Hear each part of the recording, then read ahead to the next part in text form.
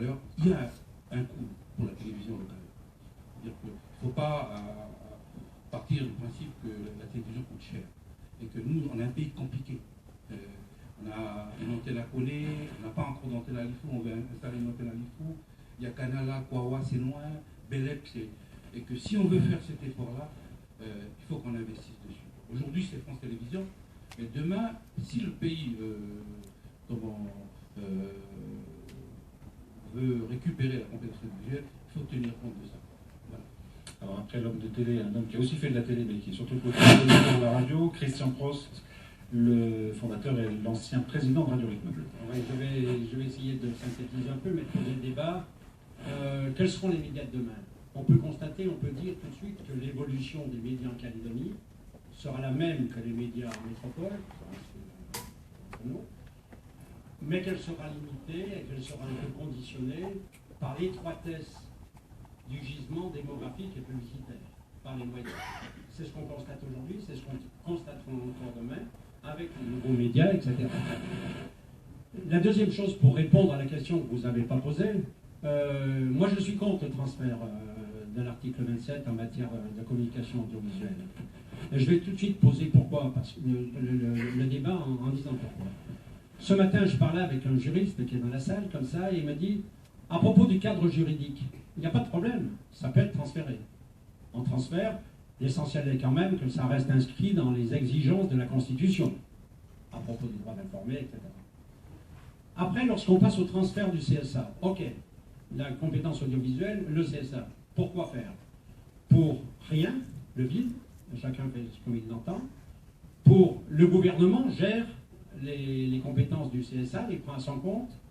Le gouvernement crée un organisme, un CSA local, tout ça, ou après, le gouvernement passe une convention avec le CSA pour que la compétence perdure. C'est le problème. Après, on prend, parce que le principal objet du transfert, c'est la maison de notre ami Wallace. C'est une société privée. C'est une société privée et on ne transfère pas une société privée. Donc ça ne peut pas se faire, a priori. C'est un bout d'une société privée. Donc on peut encore plus pas le faire. C'est 4 milliards. 3, 4. Wallace dira si je me trompe et de combien. C'est 3 ou 4 milliards. Où sont-ils de fonctionnement? Comment on va faire? Qui va payer? Parce qu'avec ce transfert, il n'y a pas de transfert de fonds prévu. Il n'y a pas d'accompagnement financier. Donc voilà les questions que ça pose. C'est pas... Et en disant je suis contre, je ne voulais pas fermer le débat, je voulais tout au contraire l'ouvrir. Le regard de l'homme de plume, Patrick Blin, rédacteur en chef de Nouvelle-Calédonienne.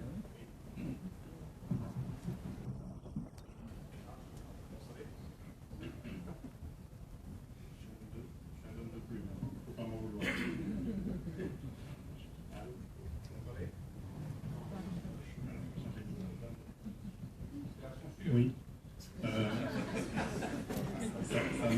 Je vais essayer, Jean-François, de répondre à la question posée. Est-ce que c'était un risque ou une opportunité? On a tout de suite dévié sur autre chose. Et j'ai envie de dire à Fernand Reynaud, ça dépend. Ça dépend de ce qui est appelé à se passer dans le pays à partir de 2018.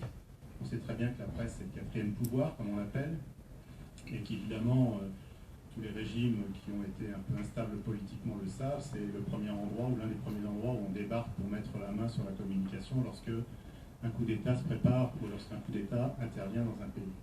Et donc, évidemment, si le scénario que je viens de décrire doit être celui auquel ce pays est destiné, évidemment, ce sera un risque, et un très grand risque. À partir du moment où, comme c'est le cas aujourd'hui, il y a une tranquillité, une sérénité de travail malgré les pressions qui peuvent être exercées de droite et de gauche par des milieux qui soient politiques ou commerciaux, évidemment ce sera une opportunité, et étant d'un naturel plutôt optimiste, j'ai envie de dire que le transfert de compétences peut être une opportunité pour ce pays. Merci, je n'ai pas disparu complètement. Je vais aller chercher un micro. Et Yannick Jantet, donc l'homme du numérique maintenant, le directeur de publication de Radio Cocotier. Enchanté. Alors, je vais être un peu d'accord avec toi là-dessus, sur le transfert de compétences. Pour moi, c'est complètement risqué si le pays n'est pas celui qu'il est actuellement. Je veux dire, moi, ce qui me gêne dans le transfert de compétences, c'est qu'on va se retrouver effectivement, et là je vais retrouver RAP, avec 3 milliards ou 4 milliards pour une télévision qui, de toute façon, je suis désolé de le dire, n'existera sans doute pas demain. Ça, c'est ce qui me gêne. C'est-à-dire qu'aujourd'hui, on parle des médias de demain. Je veux dire, les médias de demain, personne ne les connaît aujourd'hui. Personne ne sait exactement ce qu'on aura. Mais une chose est sûre, c'est qu'on n'aura pas ce qu'on a aujourd'hui. En clair, la télévision qu'on aura demain sera sans doute une télévision beaucoup plus participative par rapport à différents produits qui vont permettre de gérer et vous-même de choisir votre propre produit.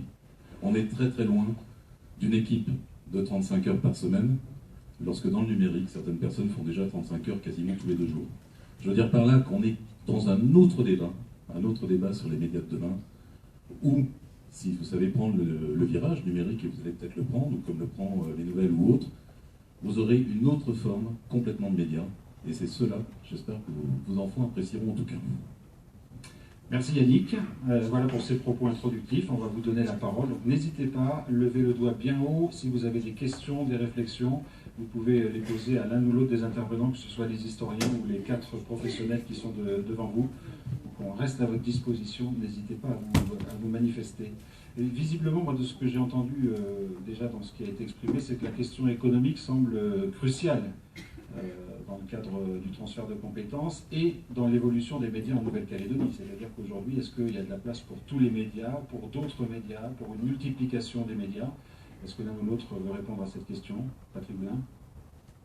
Ce que je voudrais ajouter, je peux dire pour commencer à répondre à la question, c'est que la rédaction de l'accord de Nouméa, sauf erreur, remonte à 17 ans, à une époque où ça a déjà été dit, Internet était loin de représenter ce qu'il est aujourd'hui. Il faut savoir, et on en a l'exemple sur le territoire, qu'il est possible de réaliser une télévision sur Internet qui est faite avec des moyens bien moins importants que ceux d'une télévision publique, et que si vous lisez les nouvelles demain matin, vous y serez très informés, il y a un projet OPT qui consiste à relier toute la Calédonie, toutes les îles, à une boucle numérique de câbles qui fera qu'on pourra atteindre des endroits reculés.